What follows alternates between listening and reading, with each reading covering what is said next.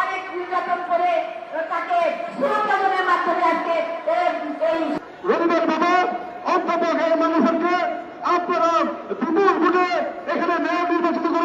মাস পর মানুষের বহুল প্রতীক্ষিত কাঙ্ক্ষিত যে নির্বাচন, কারণ 18 বছর বাংলাদেশের মানুষ ভোট দিতে পারেনি। আপনারা ভোট দিতে পেরেছেন? ভোট দিতে পারেন নাই।